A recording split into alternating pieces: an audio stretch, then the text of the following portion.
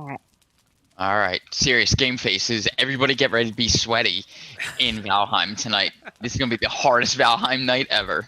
Just wait until we start Warzone. Things are going to get really, really sweaty. And I'm glad I caught all of that. All right. Welcome to the Gamers for Peace Twitch channel. My name is Phoenix, and I'll be your host for the evening. I am joined today by War Puppy, Sin, Mash, and Krabby today. What's up? Yo, So, it's the crew. We're all here. yeah. All right, Phoenix. I heard you have some very sad news to start us off with. Oh man, no. Today's gonna be super depressing, to be honest. Like, Fuck. this topic, I went down like a whole rabbit hole of stuff for this topic. Like, I was just in between sessions today. Like, I'm reading about this topic, and then I like have to listen to somebody like, share some really bad news, and then I go back to this really bad topic. I'm super depressed after today. But Then we had to hear that you lost the boat. oh yeah, Yeah. shit, that topic. It is a depressing day Yeah, today. It is a very depressing day This because is- you lost the boat. I lost everything. So topic today. So yes, I will take our viewers out.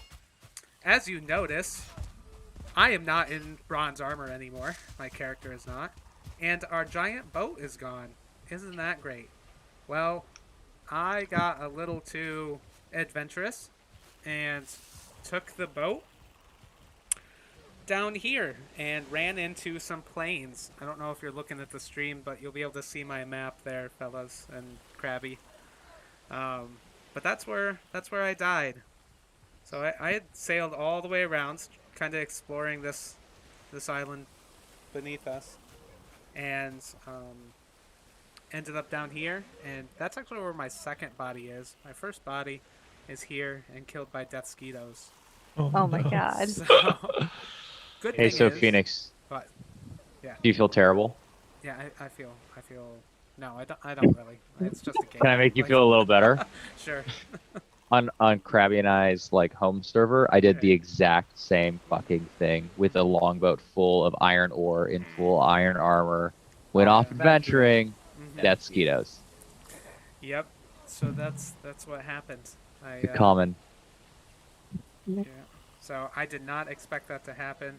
It was like right as soon as I hit the plains. So I was pissed. Even when I went back for my second body, I was ranting and raving that whole time. We'll get it back. So the good thing is you can take a shortcut. We can literally just sail across the channel and hoof it over to my body if we wanted Okay. to do a body recovery today. Sure. But I vote everybody body roll. will need like arrows and A lot of weapons. Got it. Shields. You gotta Yeah. you gotta block those death skeetos. and shields. Right, exactly. So We'll bring a portal with us on the new boat just in Yes. case. that would be a great idea. Yeah.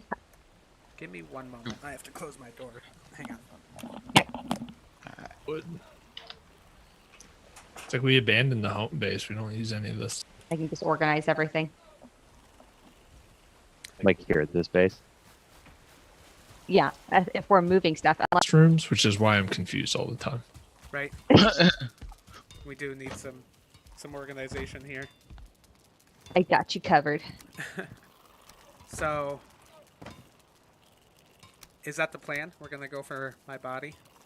Yeah, sure. Let's do it. All right.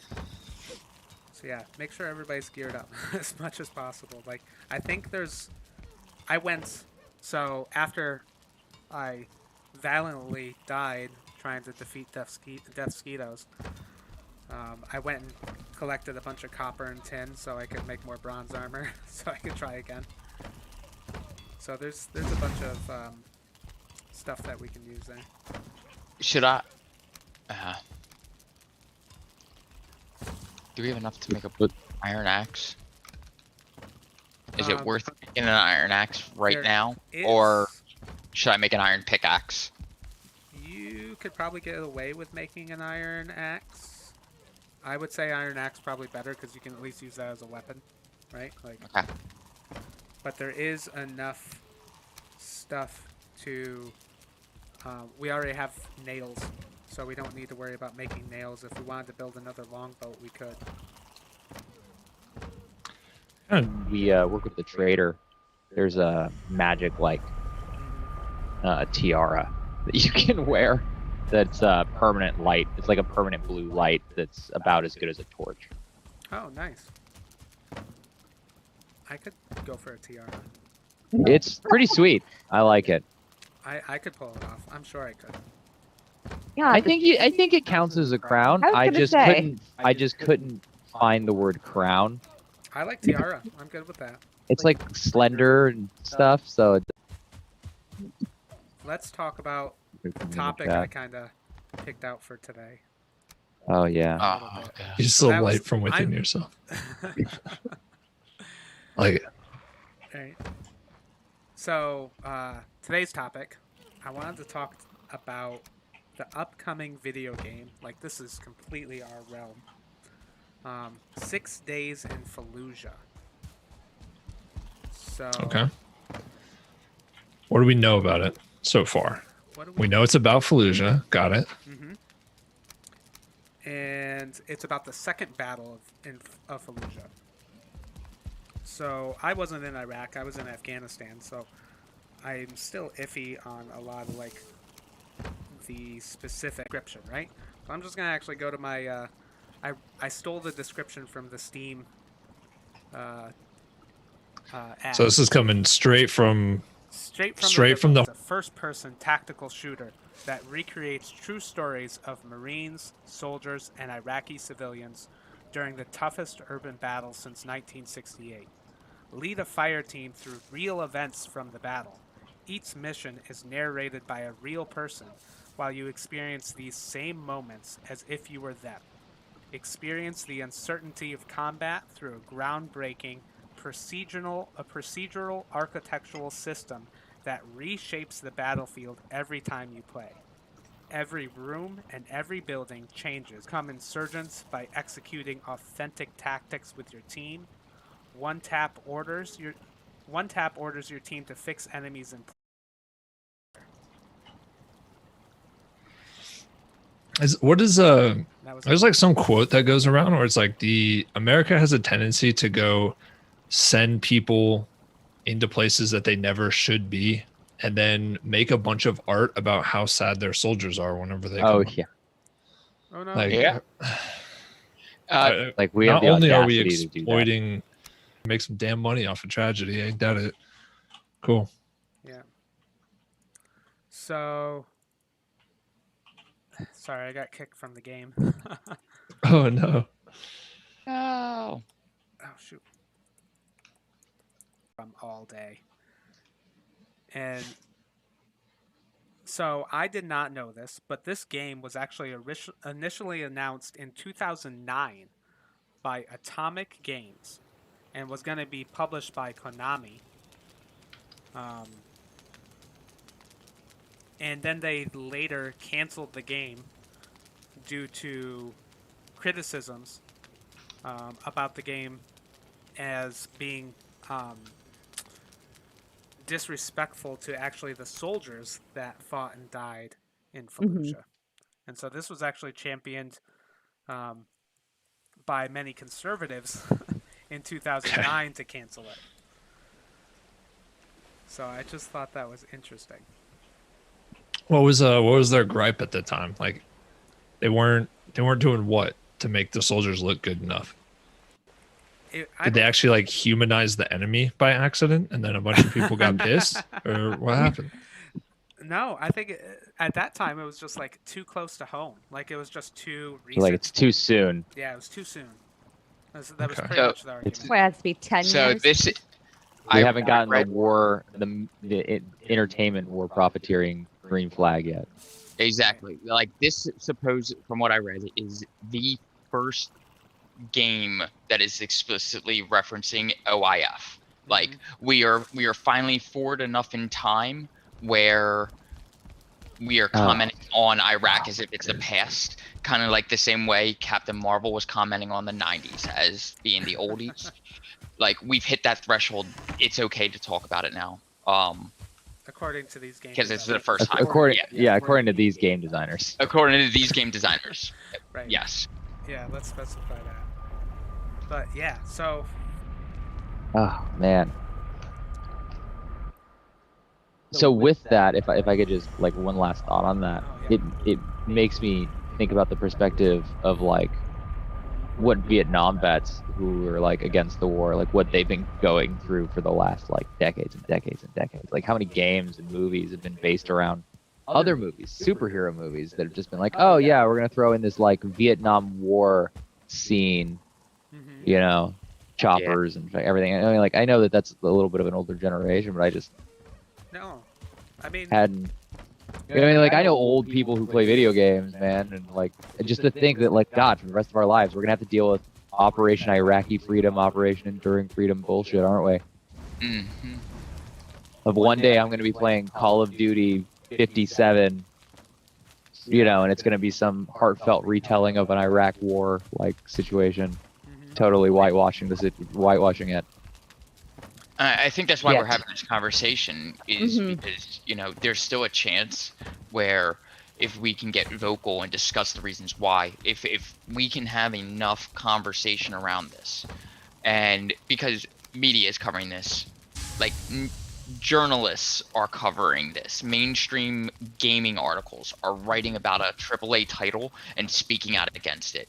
So, if we can do this, we may prevent ourselves from having the same fate of Vietnam veterans, and maybe be able to correct a wrong along there where we're not glorifying the violence and moral injuries that we have suffered for war crimes and for the sake of U.S. imperialism. And that would just be awesome, wouldn't it? Right. I honestly don't think it's gonna be. I mean, I think it's going to be released. I honestly. There's nothing stopping this train. I don't. Oh no, the game's going to come out, but I think we're talking about the cultural impact. Yeah. Like. So this game's going to come out. We may prevent more games from coming out, or maybe reduce the games coming out in the future by 80% or even 20%. But if 1,000 games come out over the next 20 years, 200 less games because of the national response or international response to this title, that's a huge thing, and that's a win. That's a win. So the Second Battle of Fallujah was criticized for numerous civilian casualties, as well as the U.S. military's attested use of white phosphorus against civilians and other alleged acts of violence by the military forces against non-combatants. Though the U.S. military has denied violence against civilians, which of course they do, numerous accounts appear to contradict their claims. Let me see. I actually want to go into these claims. Oh, it's a YouTube video titled. So before you go into the claims, massacre. Oh no. Yeah. Before you dive right into claims, how about we talk about what the Battle of Fallujah was? Well, you know, before can we talk about what started it and what it actually was? Well, before we get into that, let me just kind of interrupt real quick. I just want to make sure like everybody's gonna be okay. Like, so this is a super heavy topic, and I know especially you, Sin, like you were in Fallujah, right, at some point. So like this is, so you know, I want everybody to take care of themselves. Like, if the topic becomes too heavy, please feel free to, like, you know, stop playing, back out, like, you know, go ahead and take care of yourself, because, like, and same for anybody in the chat, like, this is a heavy topic. I went down a rabbit hole, and I was never been to Fallujah, so I just can't imagine the people that have the lived experience of being there will react to this, so please take care of yourself during this conversation, and don't hesitate to step out if you need to. Thanks for putting that out there, Phoenix. Yeah. So, sincerely, you were taking it away from there, weren't you? Go ahead. Yeah. Okay. So, the Battle of Fallujah, right, occurs in 2004. Operation Phantom Fury occurs in response to Black Hawk contractors, military contractors, being killed and their bodies strung up across a bridge. there's no initial result or no initial response, and then due to political pressure, after the election, we do this push. We essentially burn off a city, tell all the civilians to get out, and then go in. Win joint international efforts. And throughout I read this, I just want to put that context of this is siege warfare that occurred against a city, a major city.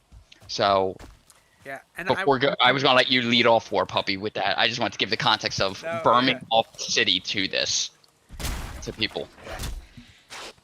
Right, and I would also add, like, there's even some more context to that people don't realize. Like, even though the U.S. forces and coalition forces let the most of the population go, they actually stopped a lot of the male population from being able to leave the city because they were afraid they were insurgents.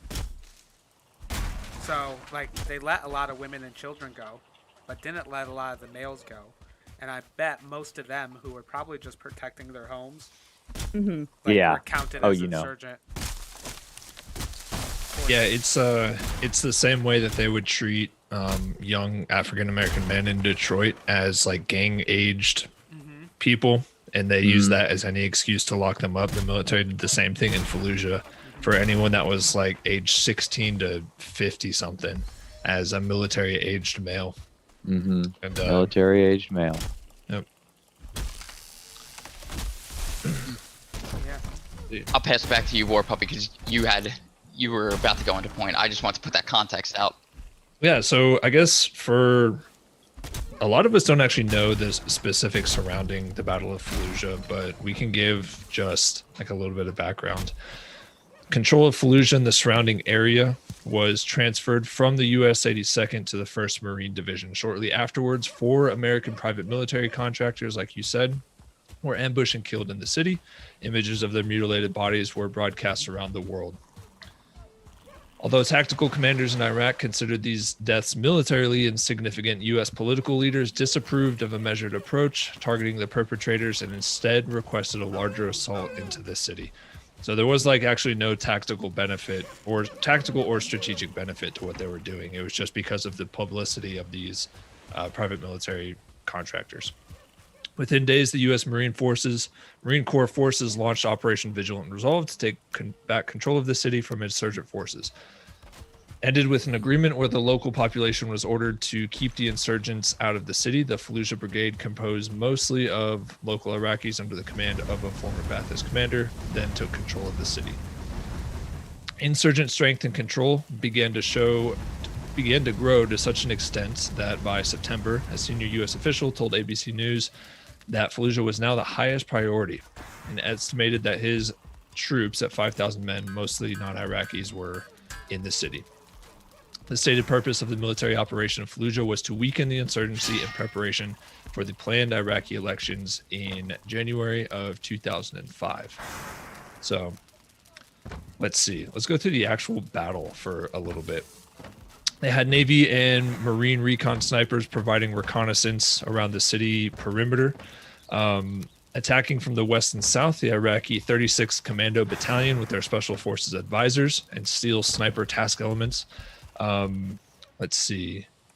They all reinforced Bravo Company of Marine Corps Reserves, 1st Battalion, 23rd Regiment. They just go on to list all of the different units that were involved in this.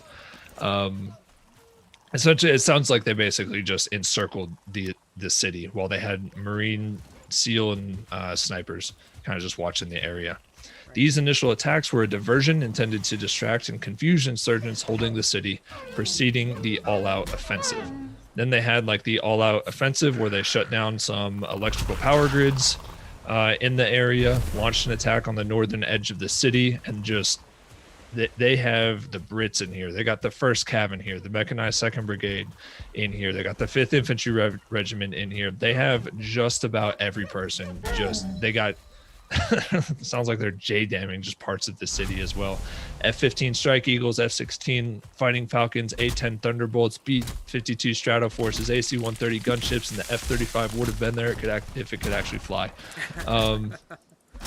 Yeah, 6 battalions of U.S. and Iraqi forces aided by Marine scouts all the CBs were there too. Golly, just everyone just rolls over this city. So I'm sorry, I've just been talking. I'm like kind of just fascinated by how big of a shit show this was, just like right off the bat. It's okay. No, you're good. Keep going with it. Yeah, while most of the fighting subsided by 13 November 2004. Hold on, when did they actually launch? I want to say it was like 10 November. So maybe it was 6 days, right? So if it was if most of the fighting subsided by 13 November, then it would have started on like the 7th, right? 6th or 7th. Yeah, 7 November 2004 is when like the initial diversion started. So they were literally in there for 6 days.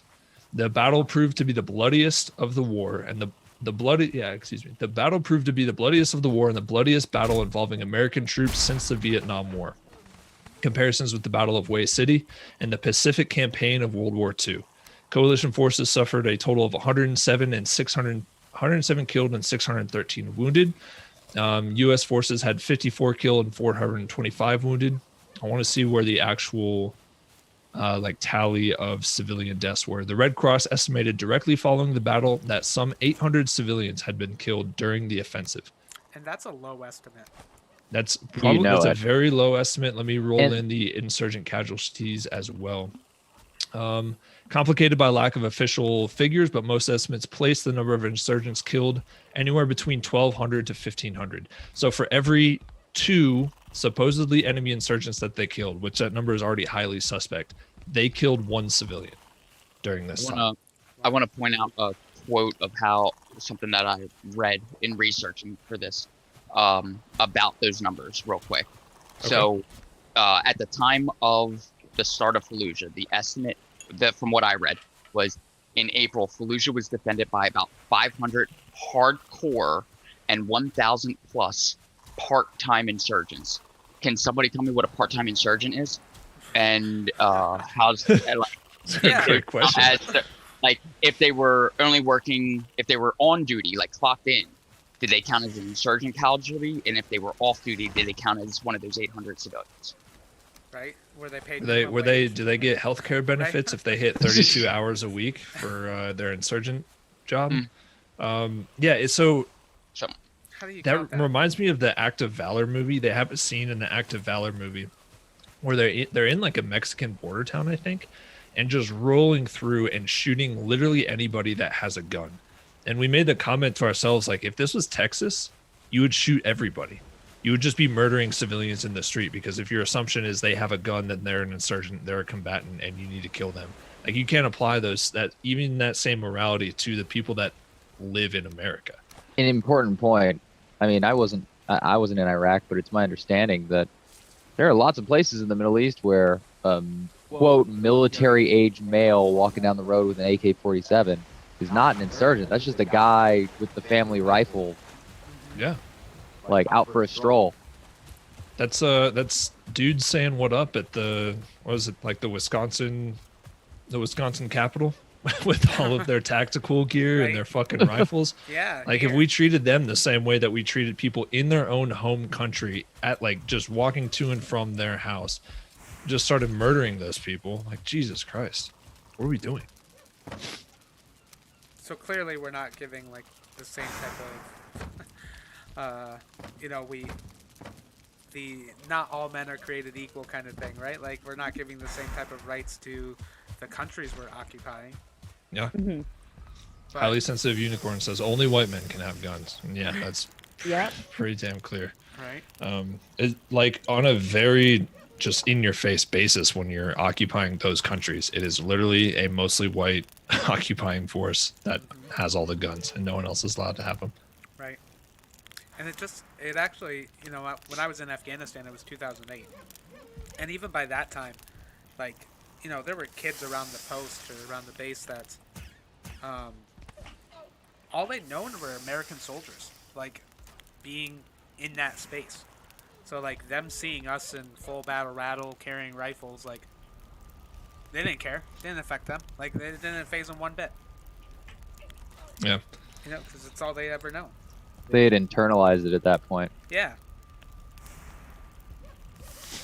Yeah, so then, how many years later, video game about it, and someone had a quote in the Discord channel earlier that I can't remember what it was, but one of the developers, they asked one of the developers, like, are you going to show any stories from like the other side? And one of the developers like, who gives a fuck about them? Yeah, nobody gives a fuck about the Iraqis, I think it was like the way he said it. Good. Great. Like Grant. God damn it. Right? Yeah. So, oof. And a lot of kids are going to go play this game, and they're going to see the camaraderie that they like have in the trailers. They make a very intentional move to humanize the American soldiers. And a lot of kids are going to go watch this and immediately buy into the assumption that the people that you're shooting are the bad guys, buy into the assumption that the people that you're playing as are automatically the good guys. And who knows, maybe one of these kids is going to play these games and then go to his recruiter's office a couple of years down the line and think that this is what it's going to be. Right. Yeah.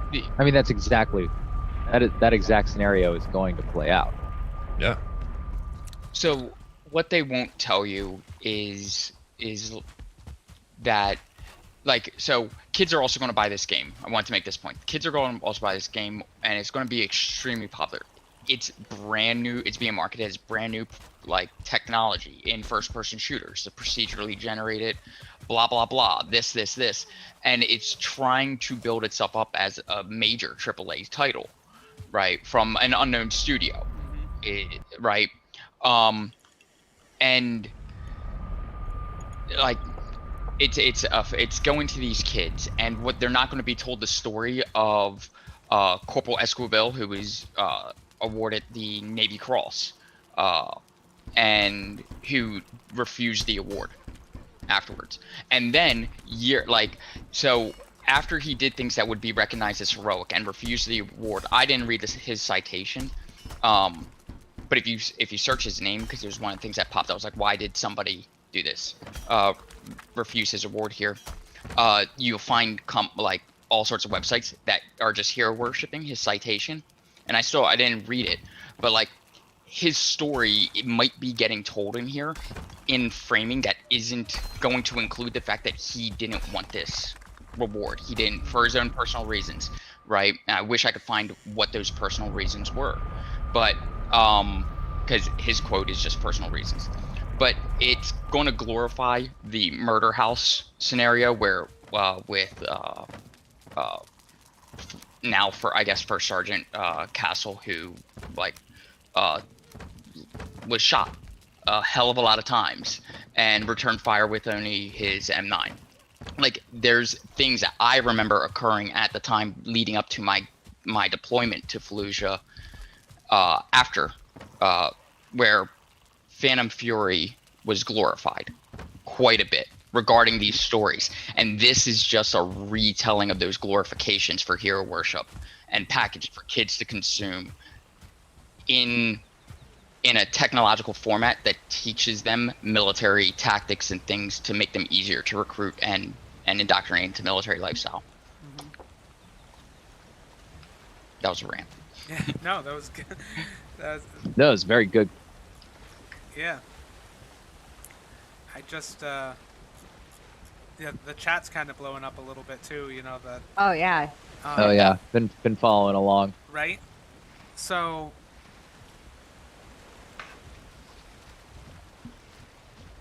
yeah, I don't know. I there's so many different things. Like, I took so many notes today. Hit us. About this. I know the word of Microsoft, it says, making American slaughter seems like patriotism, right, free of praise, or free of criticism. Mm-hmm. And the developers of the actual game were like, we're not trying to be political here. Like, you cannot right, be apolitical. And right, whenever you're creating content or you're literally trying to sell a really fucked up stage of like American history and just being like, yeah, we're not political. We're just a company. And like, that's a lie that they always tell us. Like, everything is political. right. Mhm. Literally You know, everything. Yeah, your job is an authoritarian structure. It's political, even if you think you're just getting money from it. Like, and these video games are political because you can't delve into American history like that without making political statements. It's just impossible. I also want to take viewers to War Puppy's Doghouse. I love You that like it? so much. I That's thought great. I thought Mash over here was just making his phenomenal castle, so I had to like offset it with my little doghouse. Oh, That's awesome. Sorry to interrupt. That was great. But that's funny. no, At a like, distance, it looks like the bar got an outhouse, though. Just saying. Yeah, it's a doghouse. Those things could be the same. Two things can be true. Take your dirty assholes away from my doghouse. Go somewhere else.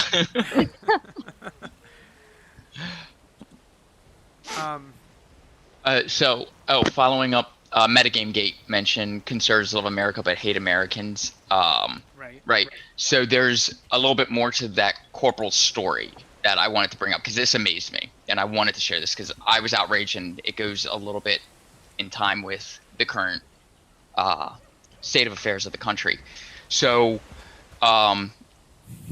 Corporal Esquivel at the time, Corporal, I believe he's a sergeant when I read this article, was arrested and actually won a lawsuit for $250,000 against the U.S. government after the fact for police wrongful detention at a state park when a park worker said that he couldn't park in a disabled parking spot after he had disabled tags. 2 rangers came up.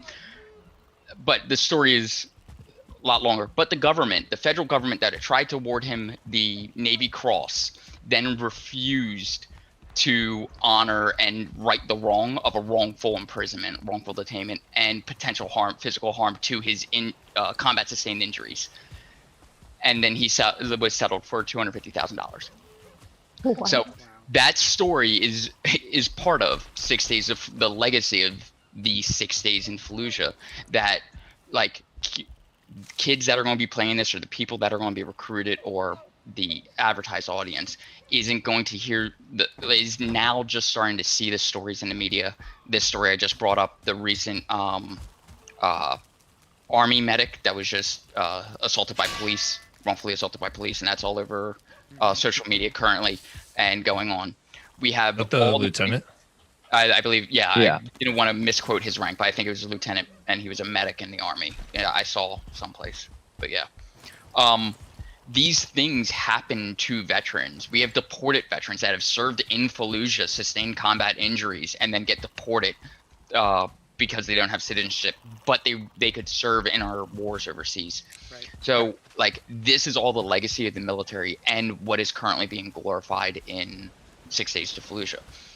And currently, it's weird, and I know that we're still early in this conversation, but we're still just focusing on like the American military side of it, and not just the blatant fact that this is. And I agree with CARE's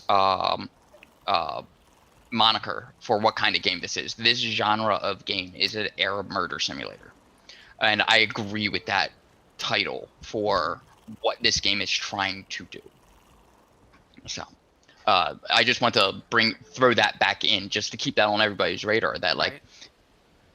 Yes, it was fucked up for so many reasons, but it's fucked up because this game is going to re-traumatize an entire culture that we didn't have respect for in the first place, and we are just doing additional harm. We're adding salt to the wounds to nations around the world. This is just the current example of it. On another note, Or- 2 things. One, can we all take a nap so it's not night anymore, and then in the morning we can go Yes. get my body. And 2, can you? We do have to do something eventually, don't we? Right. Yeah. Yeah. And 2, can you tell people what CARES is? Because some of Oh. our viewers might. CARE is the Council for American Islamic Relations. They are one of the largest international organizations fighting Islamophobia in the nation, is I guess how I should put it. They're a wonderful organization that promotes Muslim civil rights in America, Islamic citizens' rights. Fortress on a Hill asked, "Is there any DoD involvement that we know of for the game's launch?" I'm not aware of any DoD involvement for the launch, but there is a ton of DoD involvement in terms of actually like helping with the stories, because the original game of 6 Days in Fallujah in 2009 is based on all the stories of these soldiers and Marines who served in Fallujah, and so that information is still used to frame the game. Also, the creator of the game, Pete, I can't remember his last name. I think it starts with a T. But he actually makes simulators for the CIA and FBI. And that is... I mean, I don't know how much more involved you need to get for this game to clearly show, like, the DoD definitely has a hand and wants this game, I mean, out there in the public. So. 6 Days in Fallujah devs denies U.S. Army recruitment allegations. Of course he does. Curious. Right. See what this is about. Controversial shooter 6 Days in Fallujah's newest developer has denied allegations that the game is a recruitment tool for the United States Army. Let me see. All right, everybody, come hop this longbow.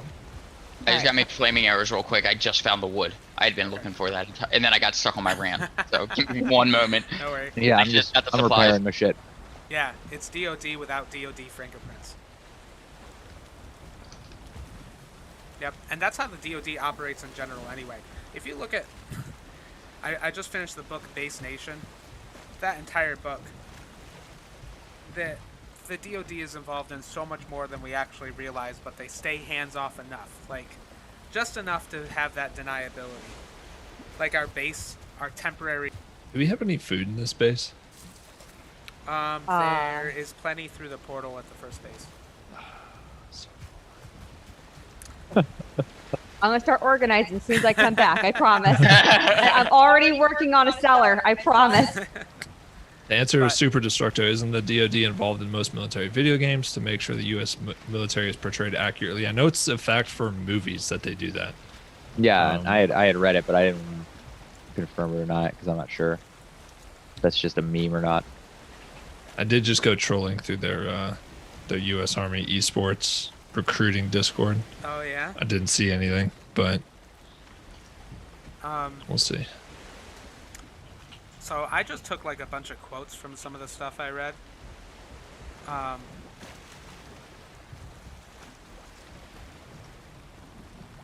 What do you need for sausages? Thistle, entrails. Yeah, there's a bunch of thistle in there. And then what else? Thistle, entrails, and meat. Meat. Just plain. Yeah, just raw meat. Got it. Yeah. So this is a statement from Victora, which is the company that's publishing this. And they said, while fewer than 15% of young people in Western nations are familiar with the battles for Fallujah, more than 150 million people played a military shooter last year. We believe video games are a powerful way to bring knowledge about important topics to many more people. Any comments on the knowledge that this might bring to people? Like, yeah, I was gonna say translation. We found the most effective way of, creating revisionist history, like ever, right? Like they're gonna just pump their version of history in video games because that's the new media. It's like they're finally figuring out how to propagandize video games like they have movies for decades. As if Call of Duty wasn't already propagandized enough. Right. Yeah, but now they're taking it into the realm of nonfiction, Right. quote unquote nonfiction. Yeah. So as soon as Sin gets to us, we can head out. All right. But yeah, so my problem with the game too, like, they're trying to depict these real events, right? But they're leaving out half the story, if not more, right? They're creating this whitewashed version of the events in Fallujah.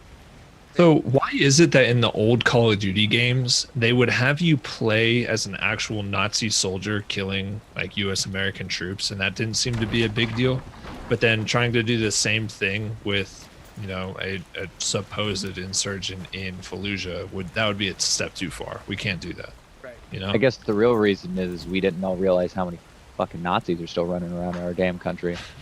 Apparently. Fuck. Yeah.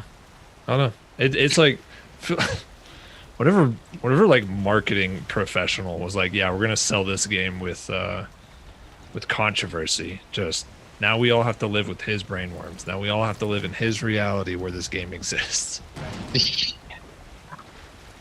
Anybody never mind. I forgot the point I was gonna make.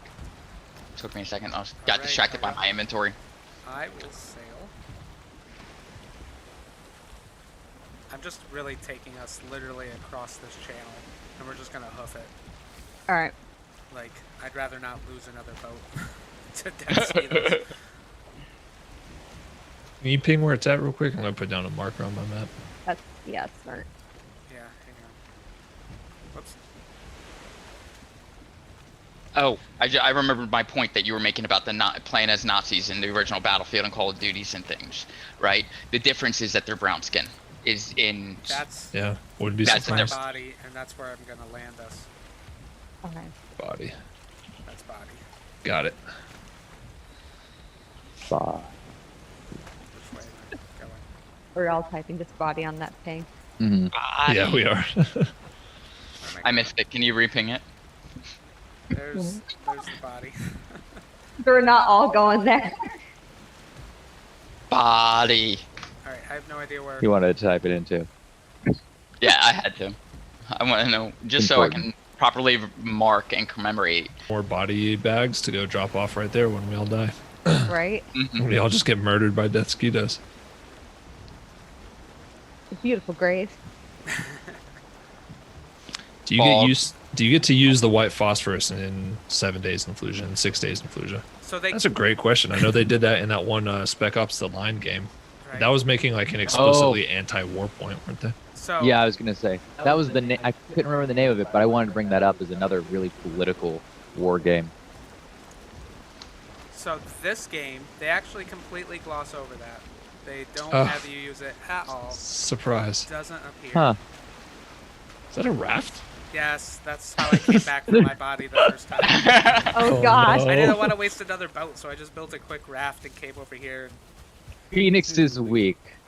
Just like Yeah, my week. it's been one of those things. So yeah, and then so. let me. I want to look up another point that I had real quick. What's going on here? So here's another point that I Digging had. a canal. If the map of the game is procedurally generated, then how is it providing a historical perspective? If the game is meant only to recreate the experience of soldiers and Marines during that conflict, then the term error murder simulation is appropriate because those are the real victims of the conflict, right? So like, they're trying to make this historically accurate, but at the same time not historically accurate by making it procedurally generated. Yeah, it's not like it's Assassin's Creed where they're like painstakingly, you know, Right. like building the city of, I don't know, like Lebanon or whatever it was. What are some of the cities that they do, like Rome and They did Paris and Venice. stuff Yeah, like that, and Venice. Venice. Yeah, like, London. and even that's a super tenuous connection. Right. The very fact that they all they do is they make like a couple of assets for what their interpretation of what someone living in Fallujah would look like, and they just let the computer copy and paste that a million times, and they're like, oh, it's procedurally generated and it has no actual historical relation to Right. the battle itself, right? Like I'm thinking even in like Clausewitzian military history, they did a lot of like identifying where the units were and where they were attacking from. They use that to like teach officers, you know, military tactics on like a kind of like a strategic scale. You can't even make that argument because it's just fucking made up. Right. Like my thinking is that they are relying on the procedural generation to create that atmosphere of fear, because that's all their marketing is on. Yeah. The fear that the military member went through. They were scared because of the mount operations they were in, and counterinsurgency operations are gritty. It's scary. You never know what's up the stairs or around the corner or this or that or that, right? And everything, it is killology. It's the same exact messaging that our police are fed locally, stateside, or that came from the Battle of Fallujah. All right, don't go any further, War Puppy. My body's like planes are right there. So I'm actually gonna sneak out and get my second body because that has bronze armor. Okay. And you all can chill for a second, so that way no one's risking themselves. The second we body can, is so much, can't we? The second body is so much closer. And Do you see any Desquitos? Not yet. I need sound. I don't the- have any audio coming out I of see my. the bow. That's not good. That's no good. I think I see Desquito perhaps. Yeah, I Yep. see one. Yep. There's so- one out there. Yep. Shit. Where? Did it notice me? No, you're good. Get a shield out, Phoenix. You can block the Desquitos with a good enough shield. I don't know if we have a good enough shield. Right. I have a bronze buckler. Well, my bronze buckler is on that boat. Where my first body is, because they literally killed me on that boat. Can I get? Oh, I Uh-oh. see the Desquito in the Desquito's top. moving. Towards me? No, but just careful.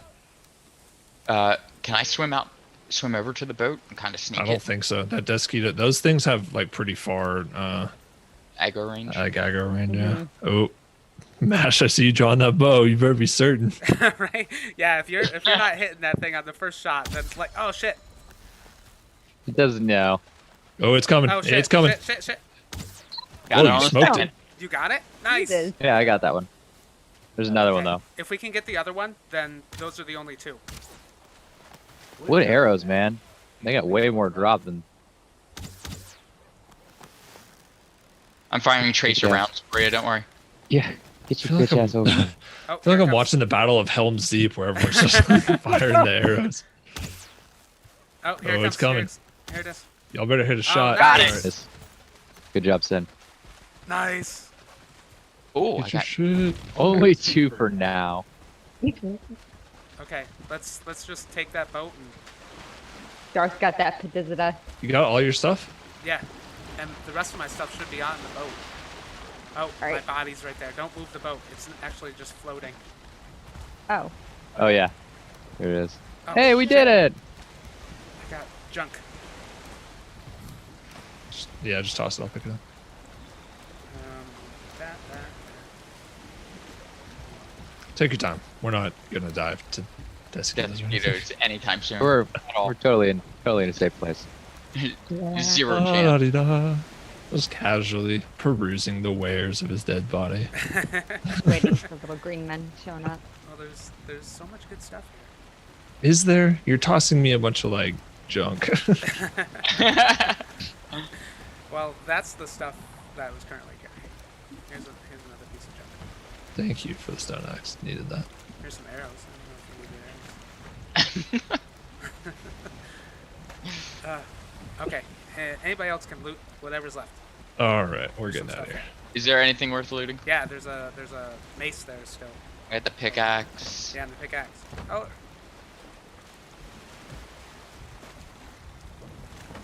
Okay. Oh god. Oh, I don't like this. I hate this. I hate this. I didn't get the poison resist potion. I missed Alright, that. fine. I managed to get it. Okay. Ooh, oh, not further into the plains. Like trying to turn us. go reverse. No. Yeah, into the planes. Into the planes. Push That's us in, exactly push us what in. happened last time. Let pirate captain sincerely pilot this ship. Then you can All right, just get on, no, get on, no, get on, get on. We're no, going no, fast. Ah! Slow. Slow. Hardcore parkour! No, Hardcore no. parkour! I mean, y'all do have another gonna boat you drown. could go for. I'm gonna drown. Yeah. Yeah, Oh, you gotta throw God. that. Throw it in reverse. Stop swimming. I'm- Don't use up your stamina. Don't use up your stamina. It's in reverse. It just takes about 8,000 years for this thing to stop. Yeah, just be patient, Sen. If you use up your stamina, you'll start dying even if you don't move. Oh shit! What is You, that? you realize you're telling the guy that has no Don't patience. say at all. that, Phoenix. Jesus. Sorry, I know, it's just giant. subdue your Marine Corps training and have some patience. It's this All right, giant. all right. That thing's cool. What, I've never what seen one of direction these. around this? Oh, what those are direction am I locked. going? Don't fuck with them. Am I going all the way that way? So yeah, that's the direction I took. I literally, Okay. I was just adventuring, trying to get a lay of this whole island. Rocks, they will kill you. Yeah. I am not on the boat. I am running back to our other boat.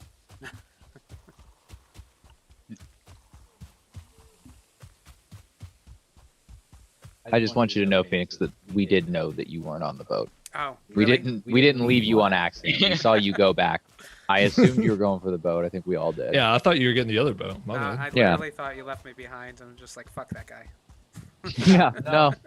We didn't. We didn't just fuck off without you. We came Well, back have for his fun with the body. planes, Dick. We got our boat back. I just need to point something out in the comments. Word of Microsoft, please look up Monty Python. How old Yeah, are you? I wanted, That's what Word of- I I thought- thought. I thought reading. Word of Microsoft was trolling Darth. No. I didn't think they actually didn't know what Monty Python was. Highly sensitive unicorns here is like just confused. Are you serious? Pose I hall. saw her comments. It's like, yep. Oh man, dude. Oh, Oh. my friend, go look it up. Oh. It's hilarious. You will Yes. love it. Is the treasure? I think I was 13 the first time I saw it. Same. You'll love Yeah, it. actually, That makes, yep. Yep. I was definitely. Yeah. And I was like, can and I someone was the post Black the Knight scene for from Monty Halloween. Python and the Holy Grail where he runs up to the two peasants and he's like, "Oh, I'm your king," and they're like, "You're not I our king. didn't We never vote voted for for you." Oh, it's so good. Pottery tarts, lion and pawn, certificate. I think I know who Word of Microsoft is. He changes his name every couple of streams or so, but he's fine. He's bored. Go work on the website.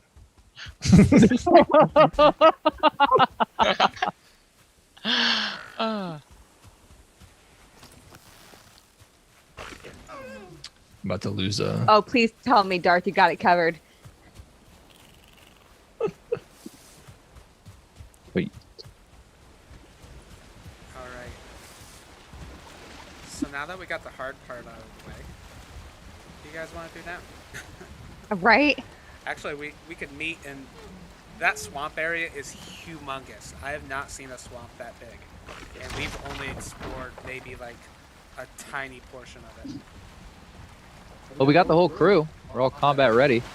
Right? I got iron armor. now. Combat. Cool, cool Combat. battle rattle, as you said earlier. Need some poison resistance. Yeah, poison resist. That's a good point. Thank you. I got 2 pots on me. I got 5. I don't have any poison resist. I got that. How are you going to come out with this crew on a Monday night and not be prepared to face imminent death by you don't know what? So bring everything. Yeah, but then you're carrying too much. You never know. Yeah, Your what do you got to bring backpack's some only shit so back? small, man. Right. That's why we have it. That's why we have a ship. You go back and forth once or twice. Well, you we know. have a ship now. We have a ship. We have a ship now. Oh yeah. Well, now we have 2 longboats, don't we? Like we Right. got plenty. Yeah. Look, we have a trading company. That's all I'm saying. It's an armada. The Dutch East India Trading Company, but of the Vikings. All right. So as my boat slowly turns, because it's a long boat, Because we left you. right? Because we left me. We're gonna sail around this continent and get back to you by the time you get So- around. I'm gonna read this quote from another veteran. That actually, someone tried to relate 6 Days in Fallujah to like war movies. Okay. And so this is another veteran that was actually in Fallujah. And he said, somebody asked me a little while back what the difference between something like 6 Days in Fallujah and something like Saving Private Ryan. He said, of course Saving Private Ryan was a really stark look at World War II, specifically Europe and Normandy, and going into France. My answer to that was, 1, in movies versus games, you are a passive observer as opposed to an active participant.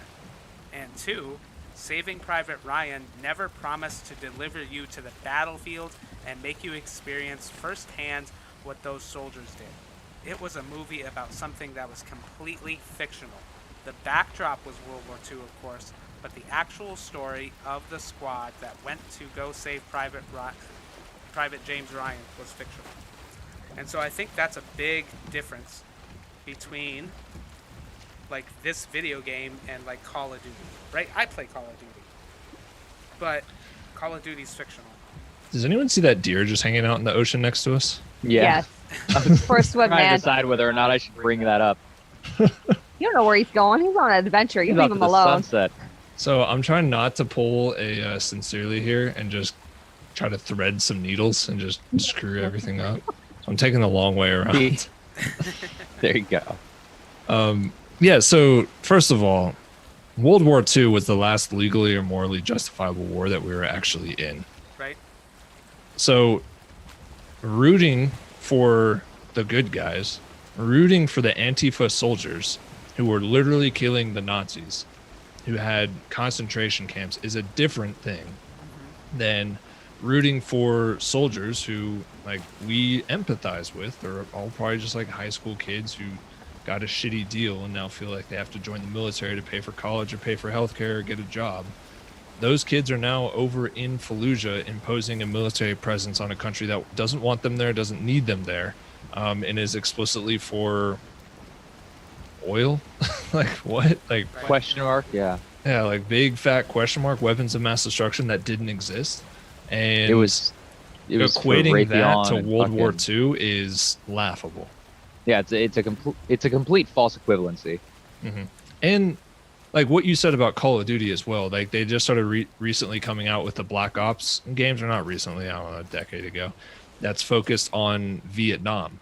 But they skirt around a lot of the controversy because the story itself is centered on one specific person and his travails going around with like the deep state and shit like that, because he's getting like brainwashed, and it's a completely just made up farcical story, which is kind of how they skirt around some of the more serious implications of, you know, a video game set during Vietnam. Right. If they had done like a video game set during Vietnam and you were literally just like torching huts the whole time, Yeah. like that would be the equivalent of this, and we'd all recognize how fucked up that is. Right. Yeah.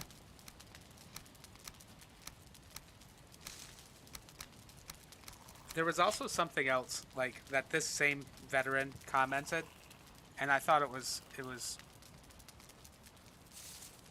just so telling.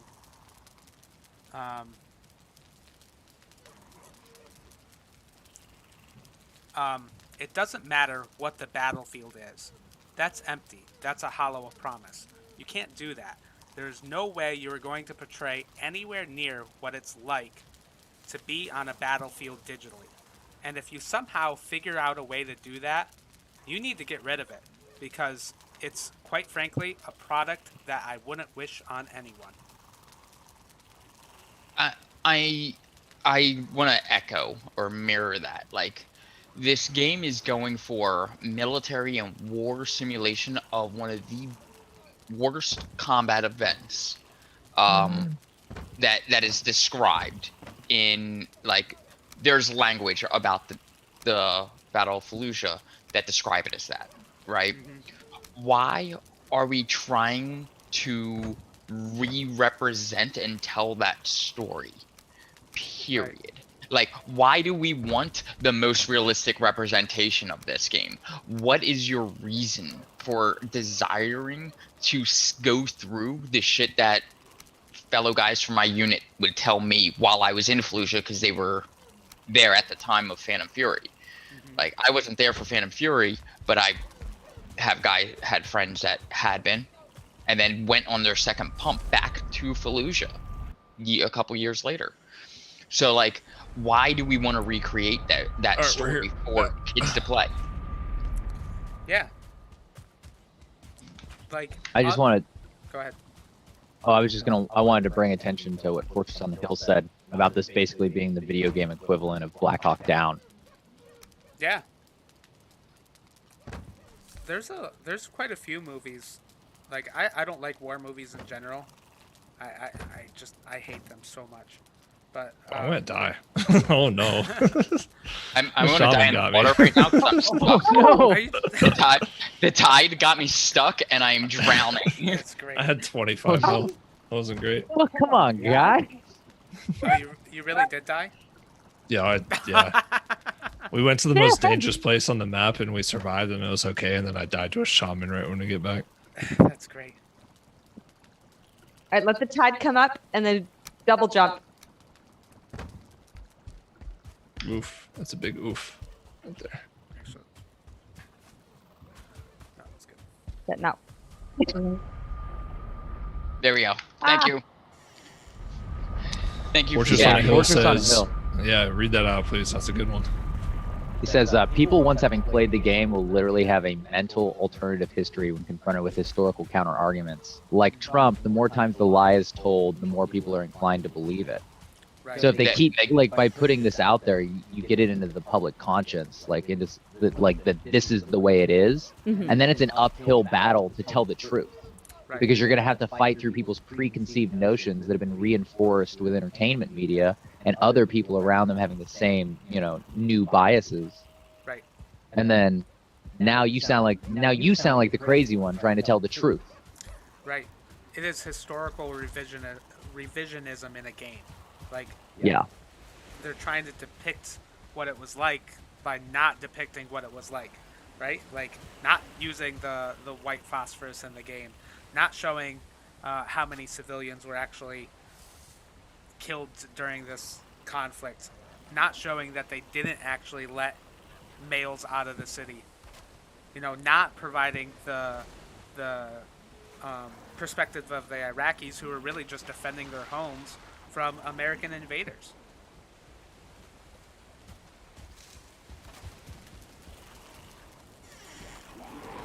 It's so while going through all this today, because what this isn't going to tell us what you were just talking about, Phoenix. When I was looking through the Wikipedia articles and stuff, I came across the sergeant or staff sergeant that I mentioned earlier, who took rounds and whatnot, and there were links to his photos because I remember before going to Iraq hearing that story and that Sergeant Castle's photos being everywhere in the Marine Corps at the time, 2004 to 2006. Right. And so I went and looked for this picture, and I came across a series that was posted in, I think it was Vanity Fair. My alt tab is messed up. There it is. Yeah, Vanity Fair had a photo series that had this picture included. And if you kept scrolling through these photo series, you would see civilians like hogtied or like the things that we would do to civilians that people don't understand. Like, people would ask, what's it like in Iraq? And you're like, could you imagine have a military Humvee roll down your neighborhood on Broad Street? Like, how would you feel about that? But further down in this photo series is a picture that absolutely gave me complete pause about the blatant disregard for the local population. And that's the photo is tagged Baghdad, July 4th, 2008. 1,215 U.S. military personnel pray during a massive reenlistment ceremony in Al Fwa Palace, one of Saddam Hussein's former luxurious homes.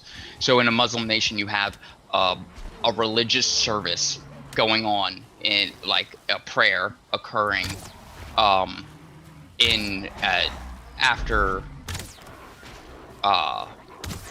all these war atrocities have been done in this nation, blatantly just disregarding the culture of the local people.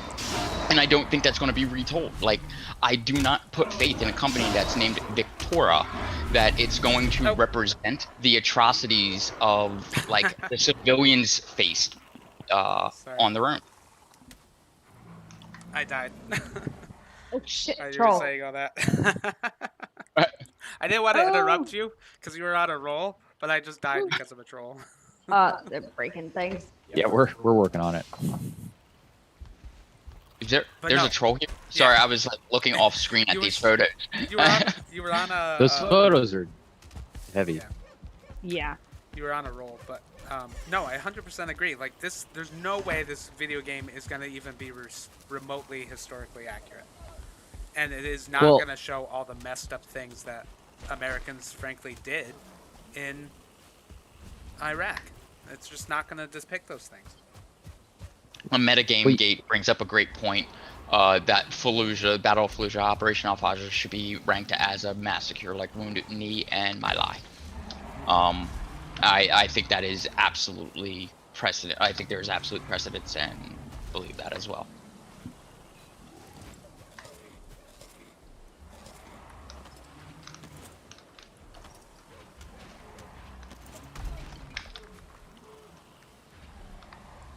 Right. Oh, and troll killed me. That troll was particularly hard. I have no idea why he just like he's not like All a of a one-star sudden. troll. But, God damn. I don't know where War Puppy or Sin are, but we might need to I'm shooting fire arrows at him. Oh shit! Where is that?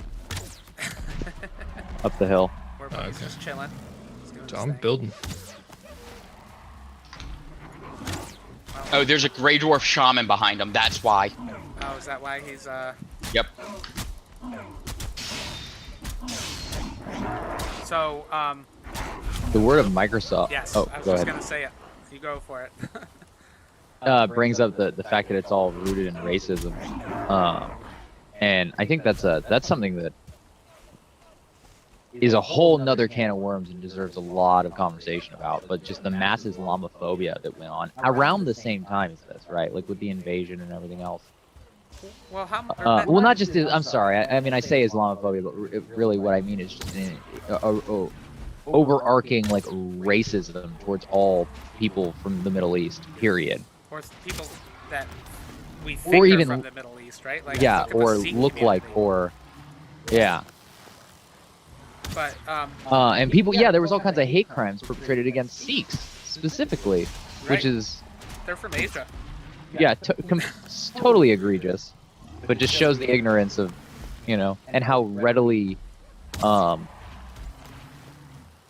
do I put it, pushed to violence, I guess, we can be over like false, hateful rhetoric, and this is just more of the same. I mean, the only thing I hate are trolls. Damn Damn Yeah. trolls. trolls.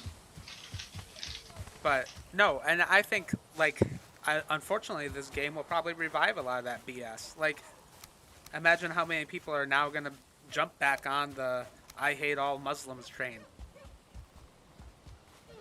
Right? It's just Yeah. my ex's dad, who kind of recruited me into the military, Oof. was that type of person. Like, because he just didn't know too many Muslims. Like, he didn't know anybody. So he never had a personal connection. So it was easy for him to be like, yeah, I just hate Muslims. They don't deserve to live, and we're justified. Like, he had all those reasonings, and this game is just gonna be that confirmation bias for people who already believe that, but now have like something to kind of revive that argument, They're gonna have something to point to and be like, yeah, this. right? They are telling it like it is. So, that's one of my major concerns with this game is that confirmation bias that will inevitably occur. So I got a question along the lines of this. How many of you heard people talk about just totally like completely annihilating the entirety of the Middle East? Like over the years, I heard so many people talk about turning it into a parking lot. We should turn the whole region into a parking lot. We should glass the whole area. We should level it. I'll actually admit and say I was one of them while I was in the military. Nuking Mecca was a big one too. Mm-hmm. I'm not afraid to say, like, at the time, like, that made sense. In truth and said in jest, whether I joked or not at the time didn't matter. Like, it was something that I conceptually wasn't educated enough to explain the nuance of culture or things. Like, I was not aware. And then even after serving there, that language didn't seem appropriate, even after like being there and everything. But the American culture, at least that I was immersed in, supported that position. So Right. it's a lot of people. It's not just military members that said that kind of stuff. And it takes a lot for somebody to come out and have an opposite position in the presence of that, because the overwhelming leanings of people tend to be, you cannot disagree with the military and you support our war effort. And I'd like to say on that although it's not only military people take military members' words on things like that Right. much more important. Like, I had a fight with a member of our family not that long ago that almost went to blows over the crisis with the Kurds recently. You know, I say recently, but I mean about a year ago. But Right. this person, on the word of some ex-Green Beret who had worked in Syria that he knew from work, who had this really hateful demeanor and thought that they should just destroy the entire Middle East, because of this guy's negative feelings towards the region. This family member of mine held those same views and viewed it as like justification. Like, I know this guy who's in the military and worked in Syria. Yeah, exactly. Like, you don't know, you weren't there. Right. And that's what he used against me, is like, oh yeah, well, you were in the military, but you didn't go to Syria, so like, You don't know. You don't know. My buddy who was like a Green Beret, he knows better than you, so you can shut the fuck up. We should just kill them all. And So it's important, I guess, that like people take veterans' words on this stuff, yeah, like, to be weighted, I And- think, whether go ahead. whether that's a valid critique or not, I guess. I think that's why our voices are so important to like say something against this video game. That, you know, we're all veterans here except for Krabby, but all of us have a serious problem with the take of this video game and how it's not really portraying the realities of that battle, that slaughter.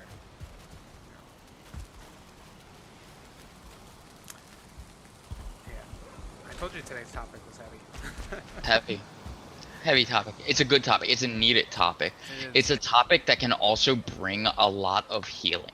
Like, I feel like there's an opportunity here that, for veterans like myself that were in Fallujah or like served OIF, OEF, like veterans like us, but I mean, Right. people that themselves were in Fallujah. This is the conversation that's being crafted and that we're taking part in to help shape right now, can be an impetuous or a catalyst for healing, for self-reflection and remembering, being exposed and remembering. Yeah. And then hearing our message can help them realize that the feelings they have, the moral injuries that they've kind of been struggling with over their time served, or can be shown that they're not alone, right? That yes, a lot of us recognize that what we did there in Fallujah, but in the greater scheme of things, OIF, OEF, Yeah. and since is not right. Yep.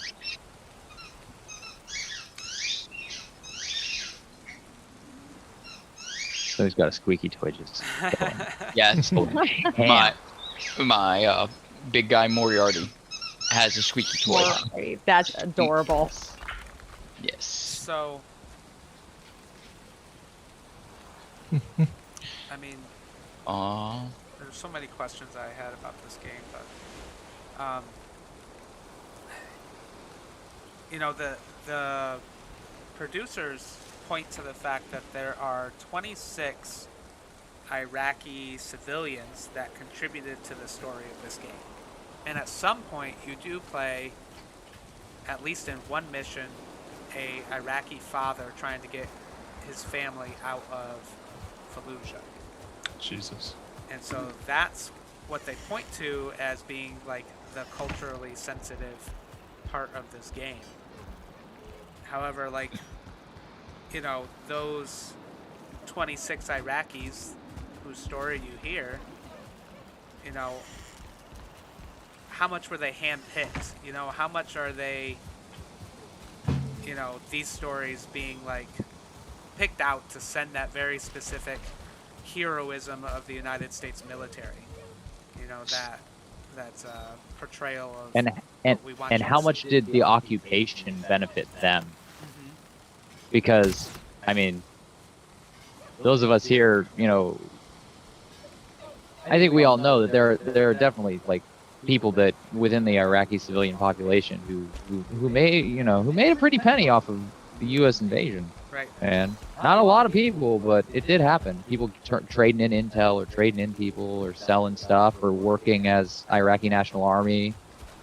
Right. You know, just because they're Iraqi civilians doesn't mean that they don't hold really jaded pro-American sympathies. Mm-hmm.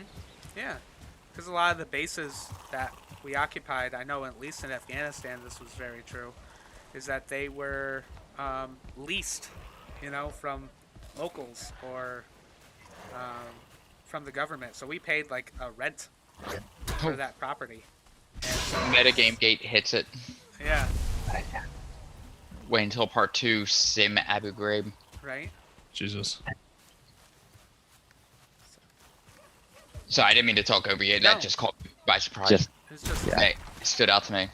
yeah, it's all related. Like, In yeah, and this would open up that door, too, for if this makes any sort of profit, other people will copy it. yeah, like we're gonna see every major conflict in the Middle East is gonna be recreated as a video game. like, it's horrible. They said, Phoenix, you brought up that they're like telling the story of the Iraqi father getting his family out of Fallujah. There's 26 civilians. One of those stories, and I saw this in multiple articles, is your squad is following an unarmed Iraqi civilian that is advertised as an Iraqi civilian, unarmed Iraqi civilian. That's a mission. Is just, hey, You're just following him?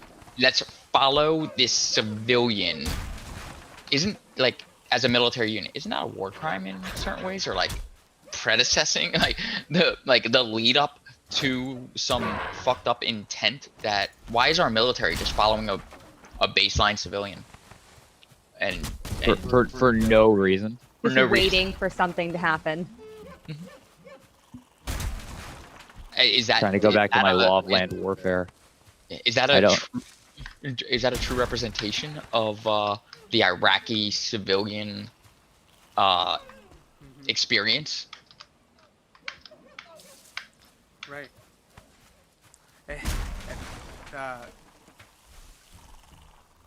The devil is left kind of said, "Oh my God, please don't put that into the universe." Well, you know, it's too late. Like, we didn't put it out there, but like, hell, it's already there. Like, I if think this he was is talking- successful- Huh? I think he was talking about specifically Abu Ghraib, Oh, well, I mean, if like an Abu Ghraib Right. video game. if it's Yeah. successful though, like if this is, that's what's scary. There, Like, I just can't worse imagine. things exist, I guess, right? Like it could happen. Remember when we used to not want most realistic depictions in video games? I remember Call of Duty having this whole big controversy about where you were shooting up people in an airport during a Oh, God. sim terrorist attack, and it was like this huge thing, and you had to like consent before you played the level and all that stuff. And now we've got War Crime Simulator. Yeah, I just. They kept trying to one up it too. They had like, didn't they keep doing scenes where you would play as like a terrorist doing something really fucked up? One of them was like, I don't know, like driving a little like van or something that had the chemical bombs in it, and you end up killing like a little girl. She like runs across the screen. It's all like very emotional and dramatic and stuff. Wow, that's messed They up. In like the very first game, they had like the nuke scene where you're in the helicopter. They always had to try to like they wanted to have these gut punch scenes, and then they just kept trying to one up each other, and it just got worse and worse every time. You're like, fuck, this isn't like art anymore. This is just really cynical, just money grabbing of some really fucked up situations. So I'm gonna play devil's advocate a little bit for this game, just to kind of spur conversation, right? So one of the things that this game proudly stated was that if you kill a civilian in the game, it actually like it penalizes you in the game. So if you accidentally In kill what way? I don't know. It wasn't specific on how it penalizes you. It just said that it did. So players get penalized for killing civilians in the game. Can I counter that? Well, you lose like I'm some playing points. devil's You don't advocate get the highest score. So that's standard across every war. I mean, again, to keep using Call of Duty as the straw man here, right? Or as the example rather. Call of Duty has always had that. I mean, like, you can't kill this. If there's a civilian, if you shoot them, you lose and you die and you have to start over. If you shoot your buddies in the back, you fade to black and it's friendly fire will not be tolerated. You know, like that's always been a thing in the gaming. You like, yeah, duh. You don't kill the hostage. Yeah, you don't get brownie points problem, for doing what every other game is already doing. Yeah. Also, what are you now defining as a civilian? Right? Like, what are they saying is a civilian? Even yeah, like anyone else you shoot is automatically okay, right? Because you didn't get the game over screen. On a side note, if everybody wants to go take a nap, then in the morning we can sail out to the swamp and maybe do some exploring. sounds We good. need some more iron, don't we? I followed Krabby and got stuck In the cellar. in the cellar. I'm trying to build this so quick. Here, hold on. But You gotta have to do a jump. yeah, what do you count as a civilian? Yeah, who's There you go. deciding who's an insurgent and who's a civilian, right? And how are they marked, right? So that was a big thing about the war in Iraq is you couldn't tell, but like a lot of these people in Fallujah were just defending their homes, right? If you had a bunch of people break into your home with guns, what would you do? Well, I'd shoot back, right? I'd flip my hands up under one of like those little cabinet things that they have on the underside of your bed, and it just like dumps your shotgun right in your hand. A bunch of people in Texas have those. You go John Wick. You know, and that's the whole point. It's like all of the things that the military experiences, you know, all this shit that like they have to go through is essentially blowback for all the shit we already did, Yeah. right? So, Oh man. Didn't, Well, we armed the Taliban. right. Essentially. Yeah, like in we the could talk 80s. about the Mujahideen and really go down that road if you want. Yeah, who we waiting on? Krabby's trying to build our cellar, I think. Oh, Come to bed, Oh, baby. I'm sorry. Can you go over Bedtime. here and jump in bed? Everyone start calling Mash's wife back to bed, please. Oh, we're taking a nap. It's my Yeah. fault. And sincerely, apparently. But I don't have a fire, and I have no wood. Come upstairs to the in the Hababa.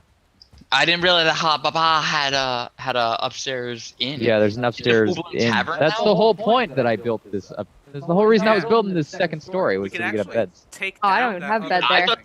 We can I thought completely- this was a training hall or some shit. I don't, Can we make like little hotel rooms in here? Each one has like their own little. Oh, like, Oh, we that's a little- good absolutely- idea. Absolutely can. I just got set up. Tavern. look, Mash, you are fucking slacking. How am I supposed to live my dream of being a D&D barkeep? That Right. this I'm busy. surly guy behind the scene. I'm busy during the week training on AIM Lab Oh, is that what it is? Yeah, for FPS Oh. Fridays. Shameless plug. right. Shameless plug at FPS Fridays. We Oh, never, what aim lab are you at? Plat 4 is my highest thus far. Nice. You're like 2 levels away from me. Right. Oh man. We So don't far plug enough behind. stuff in this in this stream. Like FPS Fridays. Hey Phoenix, Hey, I'm not go- clear. What is the current Gamers for Peace Twitch schedule? What does that look like? Oh, thank you for asking, Mash. I greatly appreciate that. So, Wednesdays, every other Wednesday currently, is D&D night. So our fearless leader, rep or paladin dad or whichever name gamer tag he might be choosing that day, is our DM for that stream and streams a wonderful D&D match. I think last time it was like some sort of goblin thing. I don't know. I'm not a D&D player. Yes, it was a one-off goblin adventure that there were a lot of hijinks. I suggest watching the video on demand. It was amazing. Great conversation at the end. Great conversation. Yeah. On Mondays, of course, is Valheim. Glad you're here. Yay, Invite your Vikings. friends. And we do that every Monday, and we'll just, stream a different topic to chat about. If you want to join our Valheim stream, please download Valheim, get in the Discord, say, hey, I'm ready, and we'll go hunting for Sin's dead body together. Heavy shade from the guy who lost the boat. On Fridays, so Mash, tell us a little bit about what you're planning for FPS. Yeah, so we're gonna start doing FPS Fridays. Every Friday we're gonna start playing some first-person shooters. This week it's gonna be Warzone, and we're gonna be talking about some topics not unlike what we've been doing on the Valheim stream. But this Friday we're gonna be talking about toxicity in gaming, specifically in like the online gaming community. We're going to got some demonstrate it scientific to studies you and by stuff. getting progressively more toxic the more we die in Warzone. Yeah, it's gonna We'll show it's you gonna be exactly a how it two-part works. information and presentation. Right. Anytime someone on the stream is toxic, we'll just be like, we're trying to show you what not to do. All right. We all ready to hop a boat? Let's hop a boat. Did you finish the schedule? I Oh, didn't no, hear the entire But I was schedule. just saying we should hop a boat. Wait, what are we doing on the boat? We're gonna Y'all go without me. I don't know if I got enough in me for a whole voyage. We're gonna go to the swamp. And- And Sundays is going to be our new community game night. So every Sunday we'll be streaming probably a random Jackbox game, or Sin downloaded a whole bunch of different games that get a lot of community involvement. So you can join us playing some games through the chat, and the topic is just kind of up for discussion. So Yeah, we whatever grabbed a kinda- little Jackbox yesterday, and that was a lot of fun. Yeah, It was event. I was not. Eventful. And it is mature rated. Like, maybe we should give that disclaimer out, right? Like, This is a community of veterans. I will put that out there. right? I would definitely get Fall Guys if that became like one of the. It Oh, already yeah. is. I play Fall Guys so bad. It's on I already sale. have. I bought it for community night. It will happen. Oh wait. Yeah. Fall Guys will Yeah. I'm be- happy means to we hear all have about to buy that. it, right? Or is Sid- there Yeah, like we all have to get it. Yeah. Dumb question, real quick. Did anybody grab a key for these swamps? One of the boats has it in the hole. Damn, y'all fucking up Maybe I already. took this boat. Oh, I found one. Never mind. We got it. Nice. We're I good. took the right We're boat. good. We took the right boat. Yeah. Huzzah. Yeah, Fall Guys is on sale on Steam, so if you want to join us for that, like, maybe we should do that for this Sunday. Some Fall Guys. Fucks with some Fall Guys. They have like a squad mode now, right? Where it's like the game doesn't suck once you're like not playing it anymore. I have not played Fall Guys. I don't even know what Fall Guys is. Will somebody fill me in? Well, you are a guy. You Base, tend to fall down a lot. you seen That's Wipeout? It's like, Like- imagine 100 little Ca- cute cat- characters dropped onto a Wipeout track, and you're all racing to the finish. How come we weren't playing that last night? How come nobody mentioned that to me? That sounds amazing. It's a lot of fun. Oh yeah, drunk jelly beans. That's a good descriptor. Drunk jelly beans. I'm here for it. I'm absolutely here for it. Where am I Yeah, going, you by should- the way, guys? I don't think I you'll was plan following through Phoenix. that little excursion of yours. our fearless leaders to get in the boat, and I was just like, Right. all right, let's go. Let's go. Yeah. No plan, just action. That's what this game's about. All action, all the time.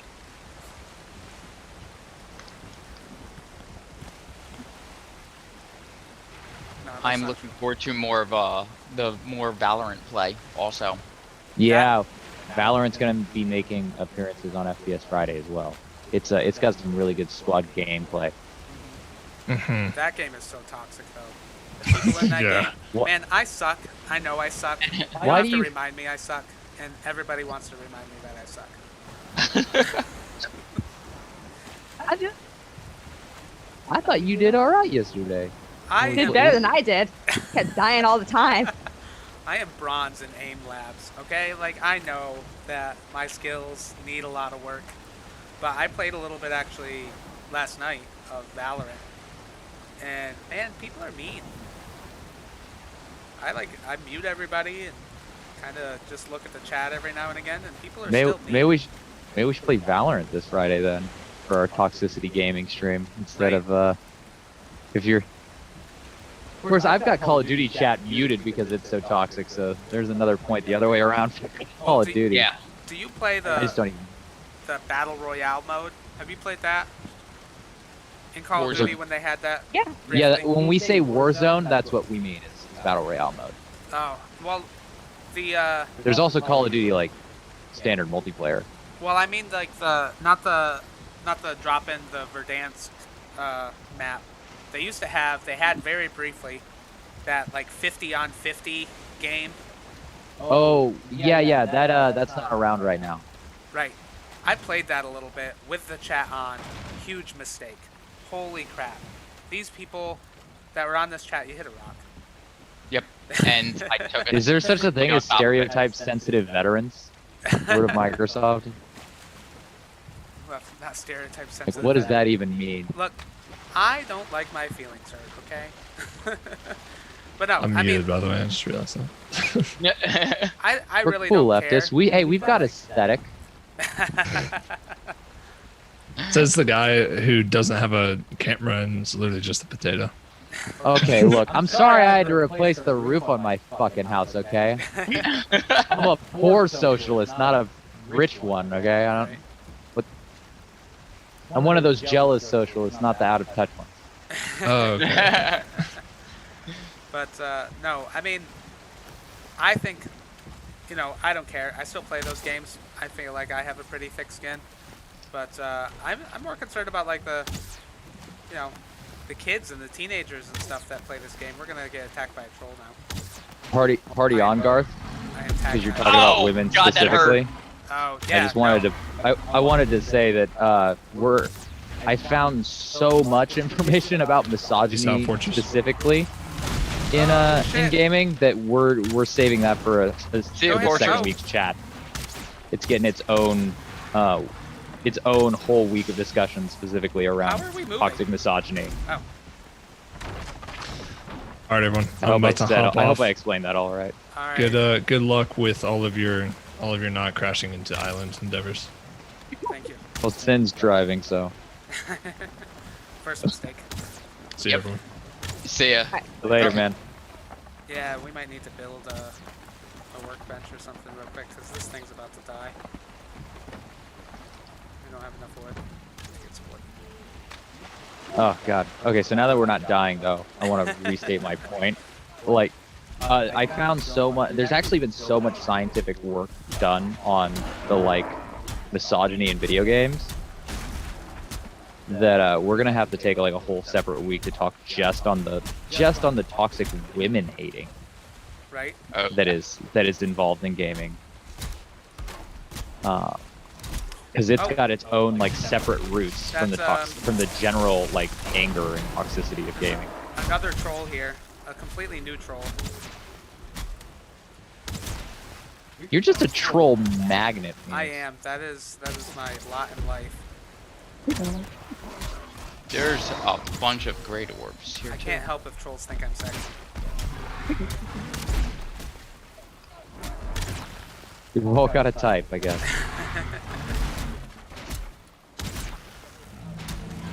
I have the small. So, but yeah, like I still play some of these games, but yeah, I'm not gonna like subject myself to people just swearing over my mic, right? I'm just gonna mute it. Yep. You know, I'm not gonna. The thing is it like we need to combat it because we shouldn't have to. It shouldn't be a thing where squad dynamics are for shit because we can't engage in chat to Right. play a game and engage in a hobby. We as players, yes. we as players don't have that power though. You can't make a 13-year-old boy on the other side of the world stop screaming the N-word over and over and over again in the microphone. You're right. Like that's an industry problem. Right. That's a good Right. point.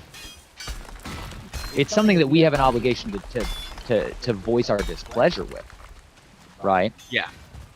Well, and, Um, you know, the esports arena tries to change that. So, I'm an esports coach. One of my players actually got banned from our league for being toxic. You know, he was calling people names on stream. yikes. So the league was like, "Okay, you're done. You're banned from playing in the league." And you know, for a little while there, like he really didn't understand because it was so normal to him to act like that on Right. stream. And that's the scary thing. It, like normalizes that toxicity. You know, and I understand competitive natures in video games, and like, I get you want to like, you know, trash talk and stuff like that, and that's part of the game. But like, what happened to sportsmanship, man? right? Dude, I've been preaching sportsmanship in League of Legends so much recently. I'm all about competitive gaming. There's a place for competitive gaming or competitive anything, right? Competition doesn't necessarily have to be a bad thing. Competition, like Competitive There's a- basket weaving. competitive basket weaving, right? I don't care what you want to compete in as long as you're trying. It's that growth mentality. Like I'm competing to continue to grow, and it's a test of my skill versus whatever, and not about just beating somebody. It is celebration of the pinnacle of achievement in your field, craft, hobby, or whatever. And that's what sportsmanship needs to be brought back to, and celebrating excellent, like celebrating the thing that we enjoy doing together and achievements, right? And like what can we like how high can we rise in this? Nice. How high? And I hate the current gaming environment that is you can't have a loss. It doesn't matter how well it doesn't matter how well your team plays. Like you could have 4 players that play amazingly well and a player that plays moderately well, and if you lost, the moderate player is going to get flamed instead of just going, oh shit, they outplayed us, we did our best, they outplayed us, good game all around. Do you want to Like hop on the boat yeah. real quick? yeah. I'm gonna head back to camp. Yeah, I'm excited to expand on this with you on Friday. Talk Yeah. about absolutely. its connections to toxic masculinity and our overall culture, et cetera, et cetera. Yeah, I started rambling there when we No, were just no, doing No, you're good, man. I am here for rants. Yes, I do too. You know what it does? It makes me feel less crazy. I do that with Krabby. Right? Big soapboxer, and then I always like catch myself after like 5 minutes. I'm like, oh, I'm doing it again. Yep. So Party on Goth, you're gonna be there on Friday. Everybody in chat is gonna be there on Friday for this discussion when we do have it. Yes. Oh, I'm just nice. gonna get us back to camp, and then we're gonna end the stream. I And think. stream. So, any like last Yeah. thoughts on this 6 days in Fallujah? Don't buy it. Yeah, please don't buy it. I Don't buy it.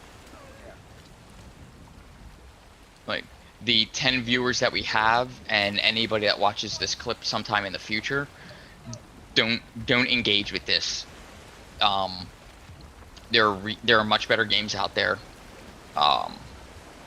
There is no reason to celebrate or glorify anything that happens Right. in or around this topic matter. And any glorification, like this game is advertised for as to build empathy for our vets, or to build empathy towards the warriors and warfighters that were there. There's tons of empathy to be had for those people, for veterans, and there's tons of empathy to be had for the civilians.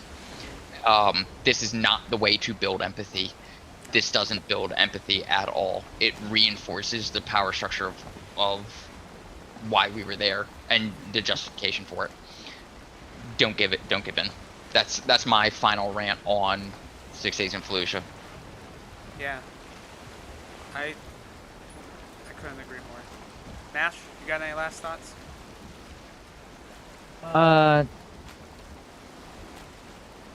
Yeah, I'm kind of on the same page as Sin. I'd like to, I guess, to try and to address the game side of things. It looks like a shit fucking game too, which leads me to feel more like it's like to just. I feel like it being a gaming channel, it deserves to be said that the game looks like trash. Who wants to play that, right? Like it's literally like American flag masturbation simulator. Also, you know, I mean, it's more of that blind, stupid hero worship shit. I don't even think there is a multiplayer, and if one exists, it's an afterthought, not gonna be any good. So really, it's just a single-player, sad hero worshipping campaign. Go to a recruiter's office and listen to them just droll at your face, and you'd have the same fucking experience as playing this game. Don't buy it. 0 out of 10. Right. Yeah. So. You know, I tried to be open-minded about this game. I even watched like some YouTubers who are even veterans like talking about the game, and I just cannot get on board with the whole perspective of, you know, Americans can do no wrong. Like, I think this really is serving a purpose of historical revisionism to show like, we weren't the bad guys. We didn't do anything wrong. The Iraq War was justified. But it's all a big fat lie. Like, it's just a way to try and, like, smooth over the messed up things that we do. And, yeah, don't buy it. Please don't buy it. Buy anything else other than that game. If you don't play Fall Guys and play with us on Sunday. Right, exactly. Buy Valheim. Well, Valorant's free. Just download Valorant. Download Valorant for free. Save your money. Right. Yeah. Literally play Valorant. Play with us. We're forming teams. Seriously, we have esports teams to cultivate a community, to discuss this kind of stuff, talk about the toxicity in gaming, and combat the recruiting of kids and the indoctrination of our civilians through video games. Like, that's what we're here to discuss and do.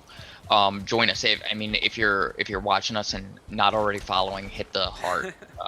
You can't subscribe yet because we're not affiliates, but when we become affiliates sometime in the future, when that happens, if it happens, if we qualify, yeah, subscribe.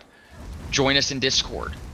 Become active in Discord. Help us build this community because we are just starting. Oh, Rocket League. Lil Piston that is our Rocket League coach. Everybody wave at Lil Pistons. Hi, Lil Pistons. Hello. Wave. Rocket, there's a Rocket League team. If shooters aren't your thing, join us.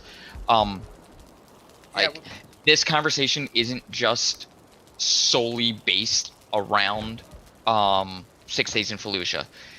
6 Days in Fallujah is kind of just a starting point for us to have this conversation, and we want everybody to be part of this conversation and to join us and say, help shape our some of our favorite hobbies, right? I think we've probably been playing collectively. Probably there's like a human being's life worth of video game years between the four of us, right? Yeah. So like, oh yeah, easily. This is a hobby we all care about. Like, we've cared about it for years, and esports has over 8 million people. There's over 8 billion video gamers in the world, or something like that, in the latest statistic. Now is the time that we have to shape this and be part of the conversation. We've been excluded from the conversation for so long, and there is so much going on in the larger conversation around the world and in America, in politics and things like that, that makes this the time that our voices can actually be heard and have effect. right? That's why journalists and like Vice is putting out articles, IGN, PC Gamer Mag, like all the big gaming journalist outlets are mirroring the stuff that we are talking about. So it's not just here. We are just one space, and we're trying to build the space. So we hope that people join us for taking back our hobby from warmongers. That's my final soapbox. I'm done. I'm done. That's great. You know, we could just have a Sin stream rant. Like that's just all it is Sin ranting. I think it would be good. I think it'd probably get the most listeners out of every single person here. I'd tune in. Right? Just watching Sin like play Fall Guys and rant. You want to see toxic? I'll redefine toxic gaming. It'll be toxically positive gaming, and yes, it'll be that's what I'm just about. as bad. So those guys that were bugging me on Valorant, I was like, "Oh, you are so supportive. Thank you so much for the feedback." Like that's what I said. It was great, and they shut That's up. probably more infuriating. Like that's the best thing you could do in that place is just Right? Yeah. pop Put their it on. bubble. Like, oh, thanks guys. Thanks for motivating me. I really appreciate it. You fellas are swell. Right. All right. Well, thank you everybody for joining our stream. Again, don't buy that game. Ignore that. I didn't even want to show the trailer, and I purposely decided not to do that. It's just. I think that was a great choice. It's a god awful game. Nah, 10 for 10. Do not recommend. Right. Unfortunately, we're going to have a lot more conversations about it as it's Q4 2020. It's slated Q4 2021. Yeah. So this conversation isn't going anyplace. Right. It'll definitely happen. We'll No, have and to circle that's back around to this. Yeah. All right. So. Thank you all for joining us. Have a good night, and see you next week. Bye-bye. Join Discord down below.